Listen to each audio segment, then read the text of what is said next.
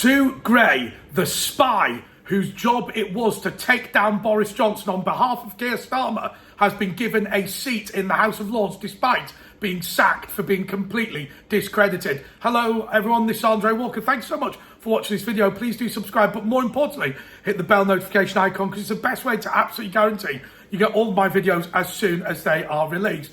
Well, let's not beat around the bush. Sue Gray is an intelligence officer. She is somebody who started working for the British government in the 1970s, but in the 1980s, she ran a pub in Northern Ireland, the Cove Bar. I would suggest to you that most people who have a background in intelligence who suddenly start owning pubs in Northern Ireland are on a mission. Well, she was certainly on a mission when she was in charge of the Partygate investigation. Let's just remind ourselves what happened to Boris Johnson on that occasion. Boris Johnson was somebody who opposed quite rigorously, to start with, the attempts to follow Communist China's attempt to lock down the United Kingdom. If you remember, one country implemented the British plan for the pandemic, and that was Sweden. And so much has been said about the way that they had so much better lives as a result of that, and also their economy was not so critically damaged. Well, Boris Johnson was opposed by so many, including Sue Gray. She'd set herself up as a role of chief executive of this unit, which was for ethics and integrity. I'm going to tell you what that unit really did in a second, but let me continue with my story. Boris Johnson was ambushed with a cake, in the words of the Right Honourable Sir Conor Burns. But what he meant when he said that was it was Boris Johnson's birthday in his house, which was Downing Street. Somebody walked up to him with a cake, wished him happy birthday, and a photo was taken. Apparently, accidentally and in a well-meaning fashion, apparently. Anyway, meanwhile, Kier Starmer had dinner, a curry and beer with 30 members of his campaign staff, including Angela Rayner. First of all, he said that he'd forgotten how many people were there. Then he said that he didn't have food and drink with them. Then he said that he'd forgotten that Angela Rayner was present. And while Sue Gray fully exonerated Kier Starmer, she castigated Boris Johnson and ensured that Boris Johnson lost his position. What we know now is that at the point of the investigation, Sue Gray was already in negotiations with Kier Starmer to become his chief of staff. Nothing wrong with that, by the way, except she should have declared it and recused herself from the investigation. Of course, she didn't do that. Now, let's talk a little bit about this Ethics and Integrity Committee that she ran. In reality, it is an attempt to recreate the Stasi or the KGB in the United Kingdom. What she was actually doing was this: compiling dossiers on public figures using data analytics and other things in order to prevent them getting into public office if she wanted to veto them. There were attempts made to remove people from the Order of the British Empire. I know of one person who she tried to remove a CBE from because she didn't like what he was saying.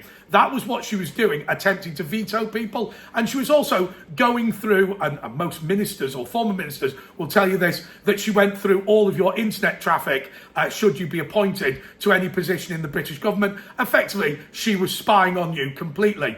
But she then went to start working for Kier Starmer and obviously was attempting to push her same agenda. And that agenda is very simply this: it's the Dominic Raab problem. When Dominic Raab was pushing civil servants to do what was the democratic will of the public, they began attacking him and saying that he was somebody who was bullying them. The civil servants want to exercise a veto. And so when Boris Johnson was behaving in a way that was unacceptable to the civil service, who, remember, wanted effectively perpetual lockdowns, mandatory vaccinations, all of these terrible things, when Boris Johnson was seen to oppose that, Sue Gray swept in. Well, of course, her power over politicians has not waned. She's talked about the fact, she was talking months ago about the fact that even though she was sacked for the impropriety that she was up to, and indeed the amount of money she was given. By the way, she gave Lord Ali a pass to Downing Street in exchange for all the money that he gave to Kier Starmer, the box at Arsenal, the flat, which of course, what are we allowed to say about the flat that Kier Starmer's son used? Well, Kier and the wife sometimes holiday apart. Let's just put it that way. Okay. So all of that got him a pass to Downing Street, even though he wasn't officially doing a job.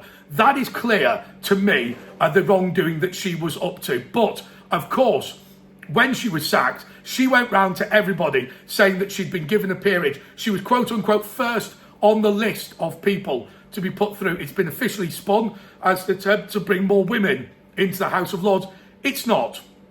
What has happened here is this, and this is where she, as the head of the KGB, is similar to the Soviet Union. If you look at the communist world, what was it? It was actually a country of public sector, where the public sector was venerated, where you had to applaud people in the public sector, where the public sector trade unions effectively ran the government, and where the political party that was in charge was owned by the public sector trade unions. That is the Labour Party for you today. She is somebody who believes that this country exists to serve the public sector. Of course she supports applauding the NHS in the crass way and pathetic way that it was done during COVID. Of course she believes that whatever she says and whatever behavioural scientists say is what British people should do. Of course, that's the way that modern Britain should operate, according to Sue Gray. Well, I have to say, the House of Lords, in my view, is a complete joke. Just hundreds and hundreds of absolute no marks. Do you know, here's an amazing fact, that David Cameron put more people into the House of Lords than Henry VIII, King Edward and Elizabeth I combined. Well, that's not very surprising, because there was only about 40 or 50 members then. I think there's now 800. It is an absolutely crazy situation where any old waif and stray gets shoved in.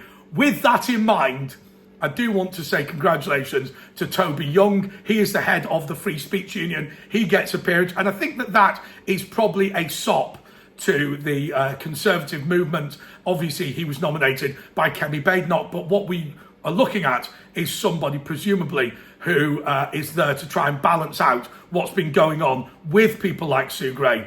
But let me tell you something most important at the end of this video. This is a woman who is a professional intelligence officer.